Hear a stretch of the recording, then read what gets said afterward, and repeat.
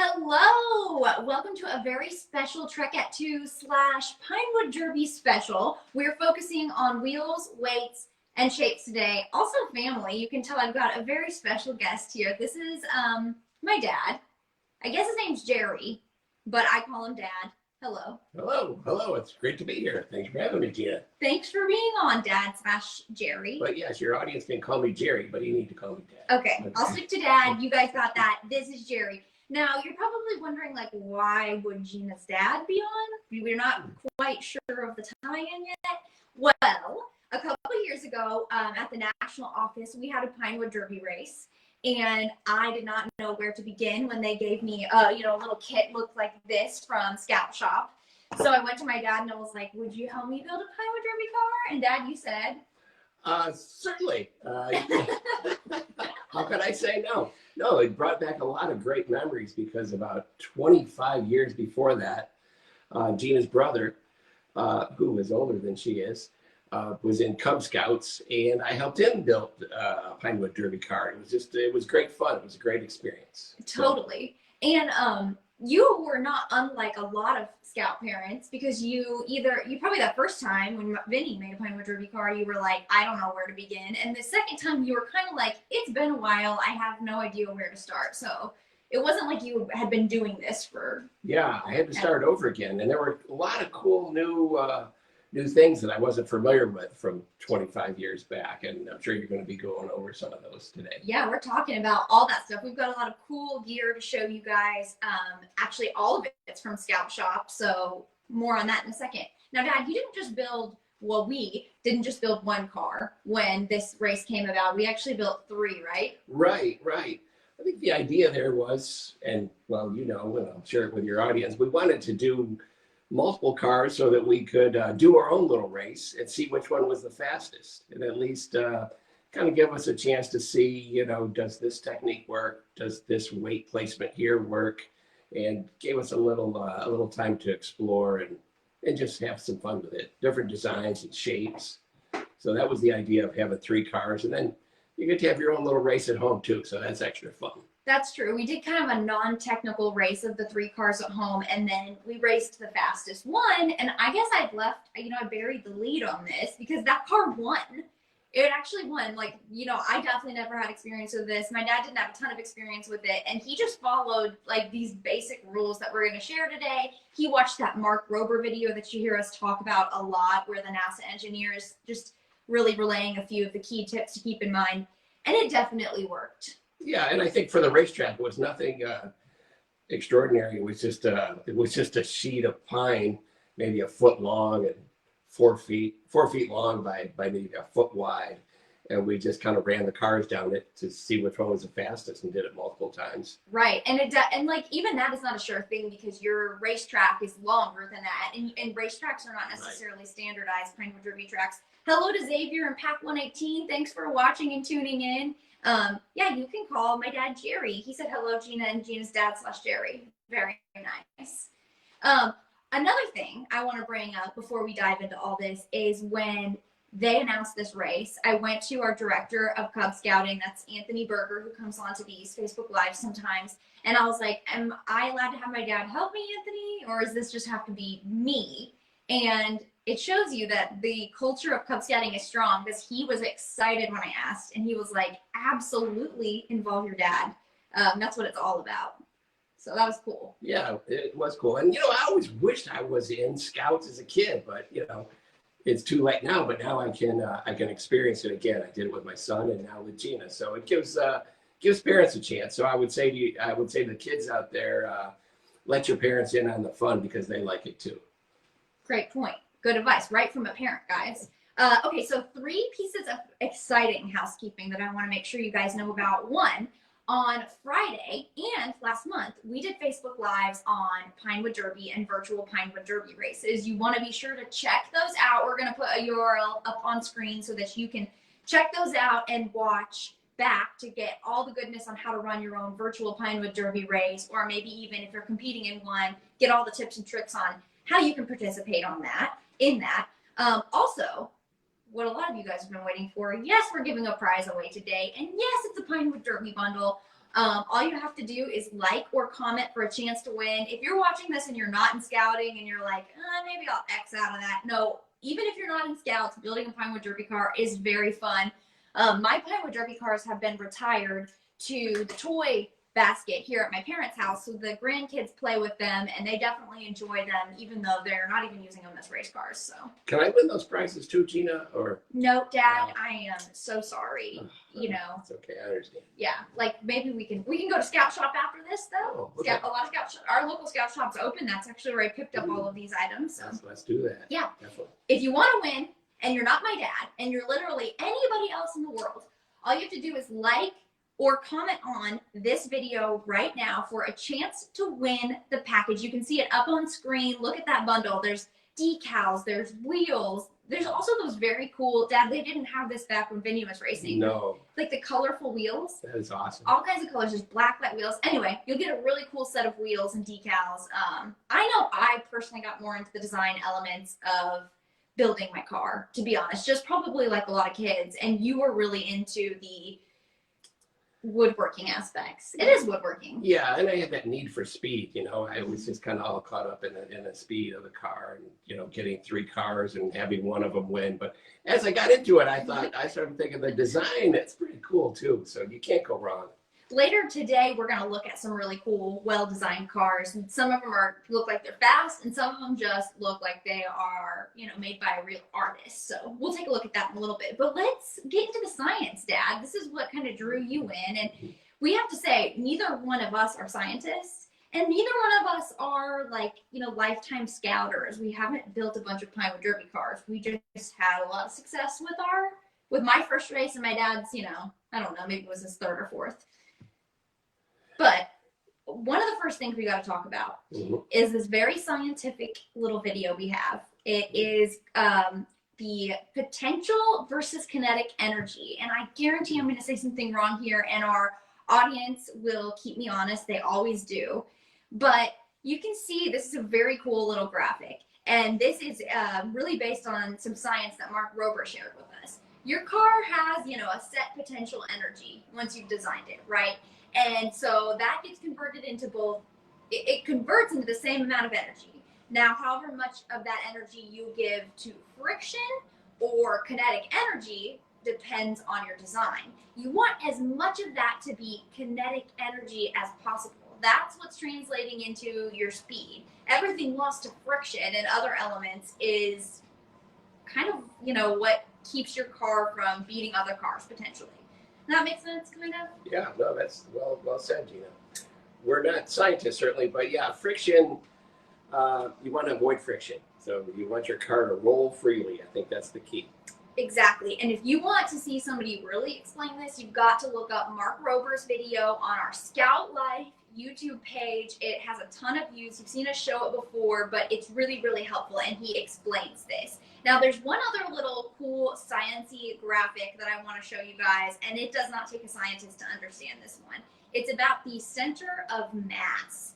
And so a lot of people do not know, you have about 5 ounces, you have to be under 5 ounces with your car total when it weighs in. And so you'll have, at some point when you're building your car, a chance to place weights. And people use all kinds of things, and we'll talk about your options there, pennies, whatever you end up using, weights you buy from Scout Shop.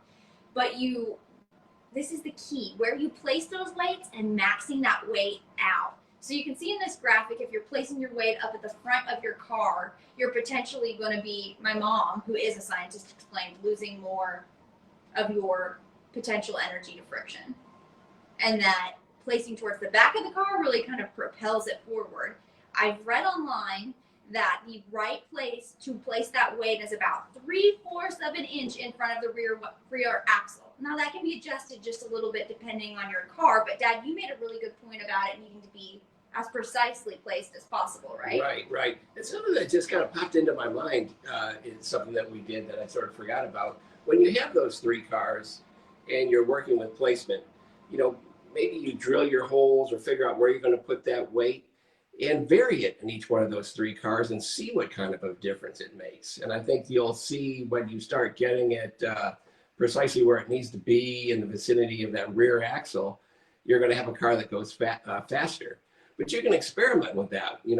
If you're building multiple cars, 2 cars, 3 cars, and you can kind of play with that, and it gives you a pretty good idea. And we look at a graph and it tells us what the facts are, but when you see it with your own eyes and experience it, you can really see what's going on. So use that as a time to experiment with that weight. Totally. Now, weight is really what it's all about. So we're going to be coming back to weight in a little bit, but there's something else that I really like talking about, and that's shapes. So I pulled a quote from scoutlife.org, which is really helpful. But creating a Pinewood Derby car that is reasonably aerodynamic is important, but emphasis on reasonably. So you don't have to get crazy with this. Simply having a wedge-shaped car, okay, versus like the block out of the box. So simply just cutting it to the shape or buying a wedge shape will increase, it will increase your, let me read this verbatim. It will equal 1.4 car advantage at the finish line. Wow. So y'all, instead of using this block, just using a wedge makes a lot of difference. You don't have to go too crazy. There are other elements of. Well, yeah, that's a good point. I didn't realize, I think, Judy, maybe you brought me the box and we worked on that and used the saw to cut it with. And then I think I later discovered this, but this is going to save you a lot of time if you want an aerodynamic car. But this is a good thing to experiment with as well. So, experiment with the shapes just like you would with the weight. We'll talk too about how you can cut your car in a little bit, but one tip that I've read, so I know there are a lot of moms and dads out there that are like, I don't have any way, any desire, or any ability to cut a block of wood. Like, I just don't do that. I don't have those tools. A lot of hardware stores will very happily cut your shape from a block of wood to a wedge. So keep that in mind if you're looking for like a little life hack on how to get that shaped. They may even, if you bring in one of the templates that we have on scoutlife.org, they may be able to cut it to an actual shape if your child is really looking for that, or if you're really looking for that. But this is a shape of my winning car. This isn't it, but this was the shape that it was. It's almost exactly the same. This one just didn't. I think that, Dad, you mentioned. Yeah, I actually super glued it. Yeah. Okay. Yeah, you super glued it. So, you can mess up, and it was still very fast. But I want to point out why this car is really cool. If you can tell, now you have to check your pack rules on this. This may not be allowed in your pack, and it may depend on, you may not have this kind of a track. But the track that this car ran in, it's held up by a pin. And so there's like this little metal kind of a U shape on this. And as the pin drops down, this car's already going. Okay, so you can get just a teeny tiny little advantage that this car kind of starts running before the pin has fully dropped. Yeah, so maybe I can illustrate that. Sure. So that pin is dropping right here. This car's already going. The other cars are still stopped, and they're behind this pin. So this car's already starting to get maybe an inch. So it gives you just a slight advantage. But like Gina said, you need to check the rules. Yeah, definitely check your rules. But I thought that was ingenious. I think, Dad, you had read about that in a book, and it's just genius. We'll look at this car a little bit more later on, but you went really, not overboard, but like you did go wild on the shape. Like, it is super aerodynamic. It's almost more than maybe you'd have to do to potentially win a race, but it's awesome. I think also that we baked these cars. So we kind of like, you can bake the car to like suck the moisture out of it, which also takes your weight down. Right. Wood has moisture in it. So I think the baking, I'm not a scientist, but I think it does remove some of that moisture. And as far as the cutting, I just started cutting and I couldn't stop. So that's what happened there. Also, in terms of what you can do with your car is bending an axle. And this is another thing you have to check your race rules on. But bending axle can really come in key. This is another thing my mom and scoutlife.org explained to me. So bending your Pinewood Derby car axles with a bending tool will make the wheels right up against the nail head, which creates less friction than if the wheel is bouncing around and rubbing against the wooden Pinewood Derby car body. So, Dad, do you remember bending one of these axles? I do, because it definitely rode the rail. Yeah, we definitely did. Just kind of keep it where, because when you're hitting that rail, like Gina said, you're kind of wasting, I don't know if you're wasting energy or creating friction, but it's slowing your car down. It's kind of caroming or bouncing off the middle rail that the car is straddling. So you want to keep that car from hitting and bouncing off as much as possible, and that'll give you more speed. Exactly. Oh, I have a good comment from Xavier. So this is just not quite. So he said that they cut their cars yesterday at the pack meeting and brought them home to paint, decorate, and put weights. They will race them soon. Very cool, Xavier. We're glad to see that you're out there racing and actually taking part in Pinewood Derby. Definitely share some photos with us. Love to see that. So graphite is another element we just wanted to touch on before we really dive into weights in a second here. But Dad, isn't there some like kind of a test you do to see if your wheels, I think it's 20 seconds. Your hope is that right before you race it, you've got these wheels really free spinning, and is it, like what exactly do you do? Yeah, I would just I would take the wheel and just go like that, and if you've got it, kind of spinning. Of course, we haven't done anything with these wheels in a while, but I think if you have it going about 20 seconds without stopping, then you've got a good wheel going there. So you can test that out, and if you have different cars, do it with each wheel. Put that graphite on, which is going to reduce friction. And see, this one's still going. I guess we haven't put any graphite on it in a few years. So that's a good test to do. And if you have those couple cars that you're working on, or just if you have one car, just give it a whirl and see how long it keeps spinning.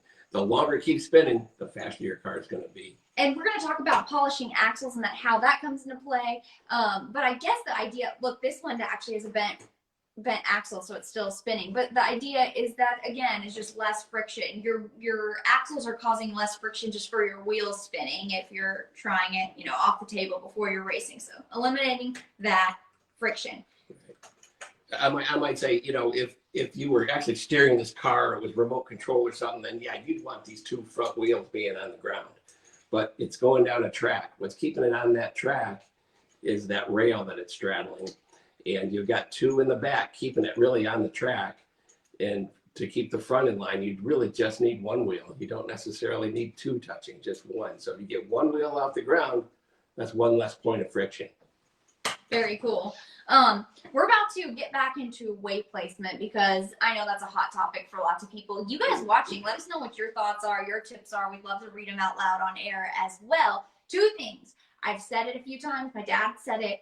You've got to consult your pack rules. You got to make sure before you start building your car, you know all of the rules. There's some things that are pretty standard, like the max weight being 5 ounces. That's usually the rule, but still, check. You want to ask ahead of time. Are you allowed to bend your axles? Are you allowed to do this little trick with the quick start? Maybe you just want to know how long is the track? How does the opening gate work? These are all just things you could ask ahead of time and help strategize. Great point, because I think all the gates are a little bit different. So go in and check out the course if you can.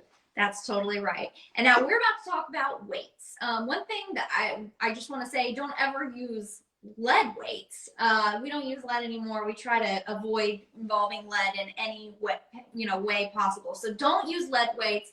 Go to the Scout Shop. They have all kinds of options and weights, and we'll talk about that in a second. But Dad, you said something else really cool earlier today when we were talking about this Facebook Live. You probably don't even remember it yet. But you're talking about how, yeah, you might have 5 ounces of weight to distribute throughout the car, but that doesn't mean you just want to think like, okay, don't worry about the paint, don't worry about the shape, don't worry about anything that you can do to keep as much of that weight towards the back of the car, right in front of that rear axle as possible, really makes a huge difference. And that's where it comes into play, like a little bit more of this body shape. And then also something that the champions from the New York Pinewood Derby race told us, the new thing is going away from painting your car. They're using like this like vinyl sheet kind of thing that's super lightweight. So the car looks painted, but it's not. And it's somehow this, lighter weight material. Comment if you guys know what that is. I'd love to talk about that. But Dad, I think for ours, we just used good old fashioned paint, and then I spray painted it. I remember that. And then we use some weights. Now, there's a lot of options when it comes to weight. I've seen people use pennies. Mm-hmm. But again, that kind of spreads out your weight. And these are, the options we're about to talk about allow you to really be a little bit more precise. What's your favorite kind of weight to use? I like tungsten. I think something to think about is when you think about when you go backpacking, and you say, "Wow, I could use this. Ooh, I could use this." And the next thing you know, you're going to break your back if you carry that backpack. So things start adding up faster than you realize. Same thing with your car. Put some paint on it. It's going to add up. It's going to add some weight. Put some pennies and different weights, and it all adds up. So what you want to do is keep weighing your car. And you want to get that weight placement in the right place. The tungsten is a weight that, again, I'm not a scientist, so I'm not sure if I'm explaining this correctly, but it's not taking as much volume for the weight that it gives you. So you can put that weight in a precise place without taking up a whole lot of space in your car. So you can put it where you want it to be. If you were using pennies, for instance, you may have to spread that weight and it may overlap into places where you don't really want that weight. You know, you want it maybe concentrated near that back axle. So the tungsten gives you that opportunity. And I see, even now, I see some new shapes of the tungsten that Gina's brought home here that I wish I'd have had when I built, when we worked on this car, and especially when we worked on her brother's car. So the weight placement is important, and we can talk a little bit about that, about also taking weight away. I can get into that now, or? Well, okay, yes, I want to hear about that, but let me just shout out these. I have 3 kinds of weight here from Scout Shop that are all pretty cool. So these are like your little cube weights. It comes in a pack that I believe weighs 2 ounces. So this is a good place to start. You know, you can start, get a little scale or go to the post office and weigh your car and just kind of adjust it ahead of time so that you got almost 5 ounces in there. You don't necessarily want to go over that amount, but we'll talk about that in just a second. But these are just little cubes you can drop in there. Like I said, you get 2 ounces at Scout Shop. This is something that I have seen on cars, but I had never seen on in person. I thought that they had like spoons on the top of them, but it's actually a 2.5 ounce polished tungsten candy is what it's called. But I believe you just drill a little hole up in the top of your car and you can place this in there. I showed my dad this and he was like, "Wow, this is pretty cool." That looks really cool. I wish I would have had that. I had that for our car. So this may not be all the weight that you have in your car. You might also have some little additional pieces that you add or subtract that my dad's going to talk about in just a second. But I know that this is what he gravitated towards when he was talking about his favorite. I think we use round weights in my car, but this putty is the same idea. You know, you can shape it however you would need to. It's kind of like silly putty, but it's a tungsten weight. And so you could take as much or as little as you needed for something my dad is going to explain right now. How do you adjust your weight if you need to? Yeah, what I wanted to do, and I wasn't with Gina when she actually raced it, but we created this, we had 2 holes here for places where we put weights. There are weights here where you see probably some plastic wood filling in, but there's weight inside there positioned where we wanted in the, around the axle. But then we put some additional weights above the axle here. But the problem is, like that backpack, you might be accumulating too much weight, and your scale might be a little bit different than the scale they have at the track when you get there, and you have a certain weight that you need to be under. So the tungsten gave Gina the opportunity when she got to weigh in to put maybe she could put a few more grams in there, or maybe she had to take a few out. So if you leave yourself a little spot on the top, and you can tape over it just with some painter's tape or some duct tape, any kind of tape, just tape over it once you get your weight the way you want. And it gives you a little flexibility when you get to the track to add an extra gram if you need it, or to take it away. Because if you go in there with a car and you're just a little bit heavy, what are you going to do? Another thing that we did was we got the weight just where we wanted it to be, put it on the scale, and it was like 3 grams over. So now what? Now what do you do? Well, what you could do, and here's a little trick. Don't tell anybody. I'm just kidding. Nobody sees the bottom of your car. So you could drill some holes in there. And what does that do? It turns into sawdust. You throw the sawdust away. You've saved your 2 or 3 grams, and you put the weight where you want it to be. So you could take the bottom of your car, drill out a little bit of wood, and take some weight away so that you can put that weight exactly where you want it. So just a little trick. It's really, really good advice. And also, you know, some of our viewers, some of our parents, some of our scouts may have not participated in a Pinewood Derby before, but they are planning to this year. So we will let you in on the ultimate secret. The people there are nice. They don't weigh your car and they don't say, oh, you're over, sorry, you won't be able to race today, or, you know, you're under, but let's just move it forward. They let you adjust your car there before you submit it. They will not let you submit the car if it's over 5 ounces, but they will give you a chance to take some weight away, reweigh it, and then submit your car. Yeah. Now, they will take it if it's under 5 ounces, but it's not in your interest to leave it way below 5 ounces. You want to try to get it as close to that number as possible. And also don't be upset if you get there, you'd already weighed it, it was, you know, 4.9 ounces, you get there and it's suddenly over. These scales are all a little bit different, and don't worry, they're using the same scale to weigh all the cars. And this is a big concern of a lot of families this year. If you're participating in a virtual Pinewood Derby, you're probably nervous, like, who's going to adjust my kid's car if I send it off? Who's going to repair the car if it breaks while it's on the track?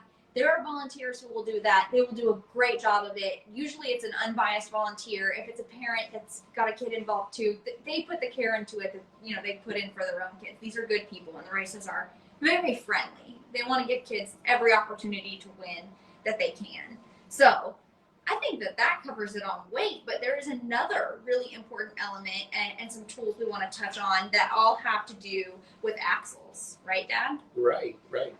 So I had never seen this, and neither had you, I don't think, because I think you'd used a different version of this. But this is called the Pinewood Derby Pro Body Jig, and it is made to, so you can put your car on all at once. You can do all 4 wheels at once, and it makes them super straight. Is that right? Yeah, it puts that it puts the axle in so it's very straight. When my son and I worked on our car 25 years ago, I took a drill and just drilled through, and I'm sure it didn't go perfectly. It was probably at an angle. Now, when Gina and I worked on the car, we did use a jig, so that allowed us to get that axle very straight. Now, they do come with some pre-cut slots, but if you want to change the location of that axle, then you're going to need to drill. You need to drill a hole, because what you don't, when you want your car to go straight down the track, if you don't drill that hole straight, your car's going to crab down the track like this, and then you've got friction. It's kind of like, you know, this is going to be dragging, and this is going to be dragging on this. You don't want your car to go down the track like this. You want your car to go straight down, and that's where that jig's going to come in handy for you. Very cool. I think now when we built my car, we used this. It's a simpler jig. It's a pro axle guide is actually what the term is. And you do it, you know, 1 set of axles. So you can do 2 axles and then your other 2 axles. It worked pretty well, I would say. So this is another option from Scout Shop. It did. This is a pretty nifty tool just because it's got them all together. But if you want to vary, you know, the places where that jig is located, this will do it for you as well. Yes. And so in a second, we're going to talk about the importance of polishing your axles. But I just wanted to say we actually did an experiment with these. I think it was 2 years ago, right after this Pinewood Derby. Scout Life, it was Boys Life at the time, took a car right out of the box, polished the axles, straightened the axles, and then stuck them on a car, or stuck the wheels in. And then they took a finished Pinewood Derby car that just hadn't been maintained in a while and raced the two.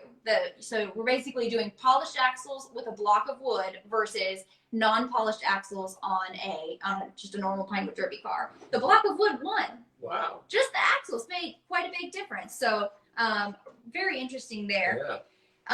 One other thing to point out, if you are a parent and you're like, I don't have power tools, where do I even begin? There's a really basic set you can buy at Scout Shop as well. It's the Pinewood Derby tool set. You can use this to craft some pretty cool shapes with your car. You can download all kinds of templates online. We have some on scoutlife.org, and then you can use this to craft a shape. Now, I definitely want to mention that Cub Scout age Scouts do not use power tools, but their parents can. So parents, you can be safe, use those power tools. Your Scouts can guide you. We'll talk a little bit more about the dynamic between parents and Scouts working together on cars in a little bit. But you guys watching are probably like, well, all that gear is great. Hopefully you're going to win today by commenting or liking this video, commenting on or liking this video. But if you don't and you want to grab some of this gear, we've got a place for you to do it online at scoutshop.org. You can check out this video as we're live right now. Now, I'll let you on another little secret. This is not us actually doing this. This is a pre-recorded video of how you can navigate scoutshop.org. What a beautiful website. So there's all kinds of gear on there. More things than you can ever imagine, I feel like, for Pinewood Derby. So, look cool. And you could also go to your local scout shop. They can give you a lot of advice. A lot of scouters work there. They've been involved in a Pinewood Derby or two, so they can be pretty helpful. I think we picked up a lot of stuff from Scout Shop and stuff we had at home. I think you bought some tools from the hardware store, so it was a good excuse to get some tools, right, Dad? It was a great excuse for that. Actually, I got a jigsaw, so that was nice. But again, that's the parents' role. So, but this is a handy tool too. You know that Gina mentioned that you can get this at Scout Shop. Yeah. Wow, very cool. And I think this has got so much of what you need right here. So that's good as well. And doing it by hand is there's something fulfilling about that. And backing up just a bit on those wheels, if we could. Yeah. Gina was talking about the importance of graphite and polishing the axles. Something that'll tell you if you're doing a good job with that, again, is how long do they spin? You know, polish one and then maybe polish another for just a little bit longer and see if you see a difference. And, you know, there's kind of a point of where you kind of max out on it, but that'll tell you whether your wheels are spinning the way you want them to. You just kind of give them a whirl. But polishing those axles, I didn't know that about what you said about the car with the polished axles and the graphite winning the race. Totally. Well, I'm not an expert, but I definitely think weight is the first thing you got to nail. And then secondly, I'd say it's how you treat the axles. Right. So on that note, if you're wondering how do you polish axles, what's the science there? How do I do it? I have good news for you. It's not hard, and you can spend a lot of time or a little time on it. But if you spend a lot of time, you might have some really good results. We've got a video to show you exactly how to do that.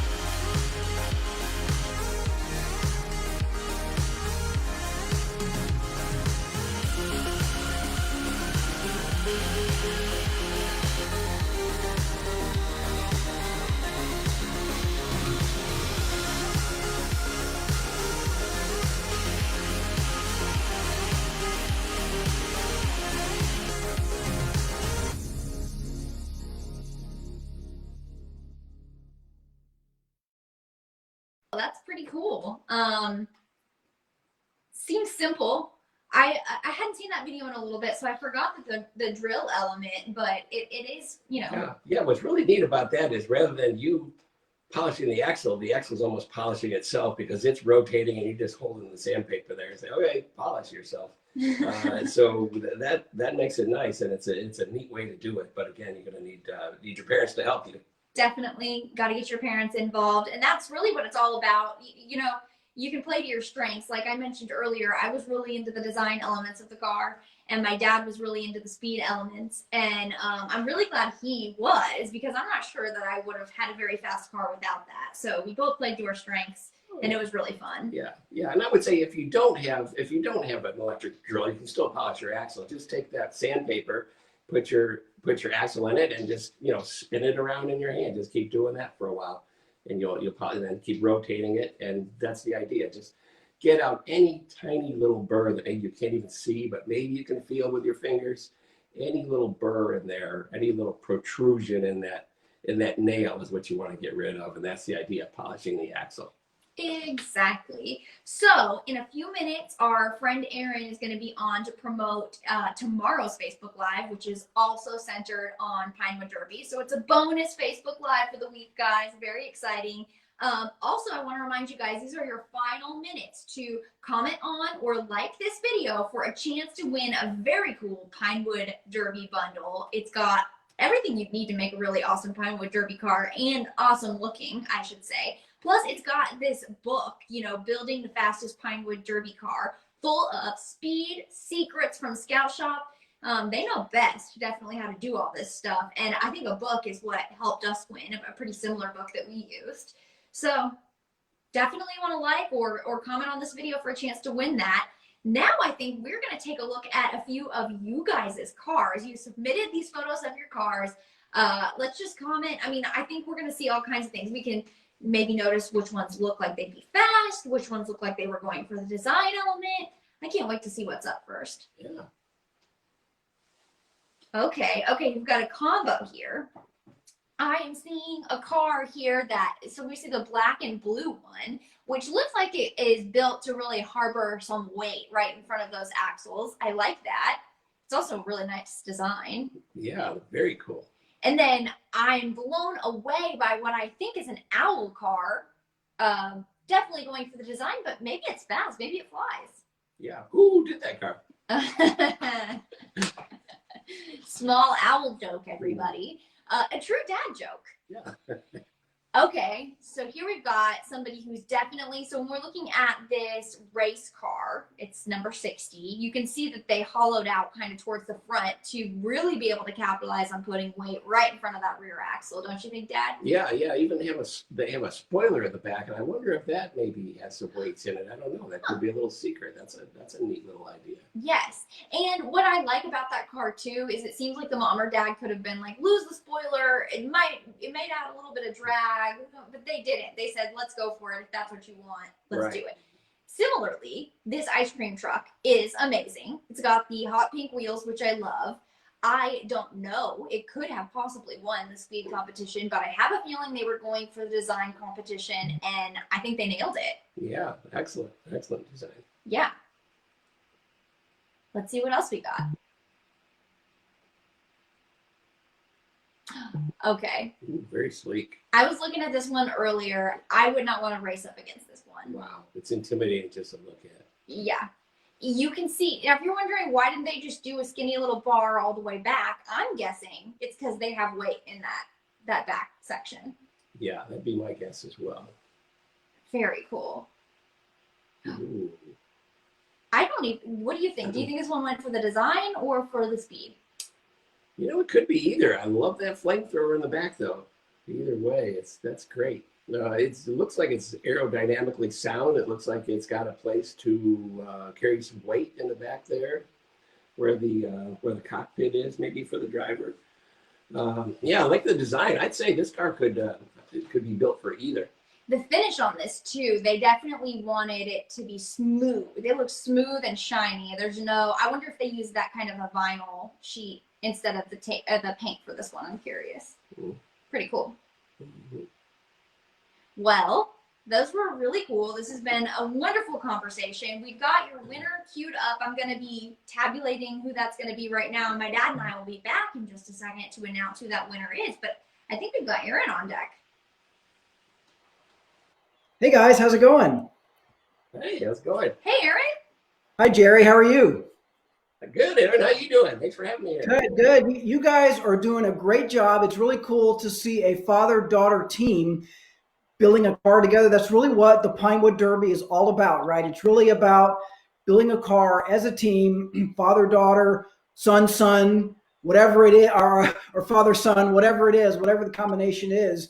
It really is a group effort. It also, I think, leads to, if I could, real quick, a little bit of a discussion on, like, how far is it okay to go, right? Like, how much work does the parent do for the child? How much work does the Cub Scout need to do on their own, which is a totally valid discussion to have, I think. Gina, you mentioned it earlier.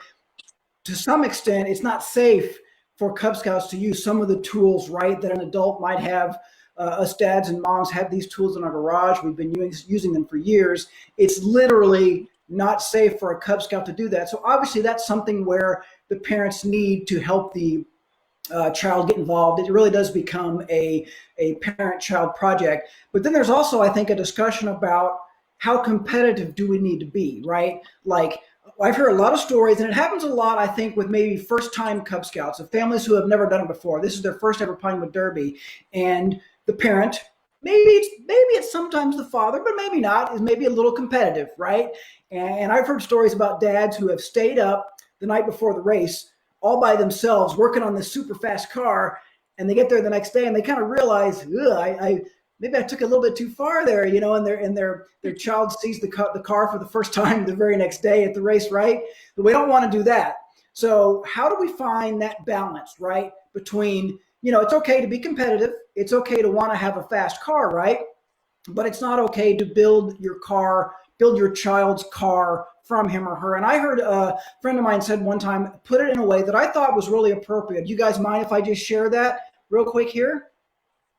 He said what I thought was really interesting. He said, it's okay to talk to your Cub Scout about, you know, how hard do you want to work on this project? How much time do you want to spend in the garage or the backyard or whatever, you know, sawing this car, getting it exactly the perfect aerodynamic shape, installing the weights in exactly the right spot, 3/4 of the way back or whatever it is, putting it on the scale, making sure it's exactly the right way. You know, how much work do you want to put into it? And if your Cub Scout wants to spend that extra time polishing the axles, you guys mentioned that, what a huge difference polishing the axles makes, right? If your Cub Scout wants to spend that much time doing it, that is great. Go for it. Polish the axles, weigh it, shave off those extra ounces, add a few extra ounces, make it perfectly aerodynamic. I think maybe where we draw the line is if your kid says, nah, I don't really care. I'm fine just making a red car, making it look fast. Because I think that's okay too, right? If the Cub Scout says, you know, I don't really care if I finish in first place or third place or fifth place or whatever. I just want to build a cool looking car. Then maybe that's where we kind of say, okay, we don't need to go in the garage and build the car for them if that happens, right? Then maybe we talk to them and we say, okay, that's totally fine. You know, maybe some other kids are going to spend more time on it. What a great lesson to learn, right? If you spend more time on it, if you work a little bit harder on it, you're going to come out the other end with a faster car. If you don't, that's totally cool. I've heard about some Cub Scout packs that don't even really give out like a first place trophy because they don't want it to be too competitive. They give out certificates or whatever, things like that. That's totally fine too. I think it's fine either way. I think the key is as long as you're doing it together, as long as you're really doing it as a team, and as long as, you know, the parent isn't the one that's super competitive, as long as you're both equally invested, it's a really rewarding experience. I've done it both ways with my own son. We spent days really working on it. Every weekend we'd go out in the garage and work on it. And then the next year we decided it wasn't worth all the trouble. Didn't quite go as fast the next year. We were both okay with it. It's great either way, I think, as long as you're both in on it together.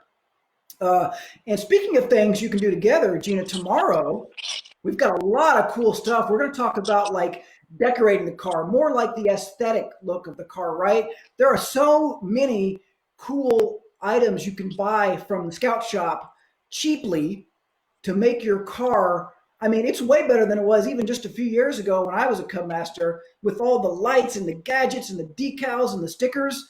I'm really excited to go over all that tomorrow for our viewers, Gina.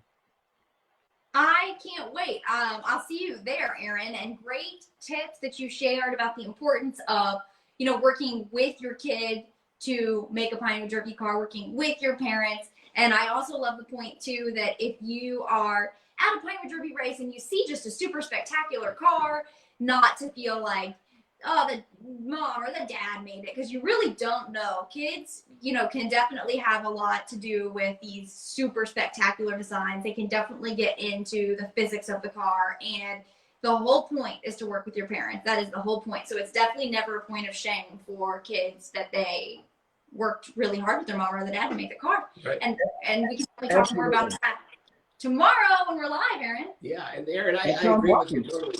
I think something for parents and kids to keep in mind is your car's only going to be on that track for a few seconds, but the memories that you make, you know, with your parents and your kids are going to last a lifetime. So that's what's really important here, those memories.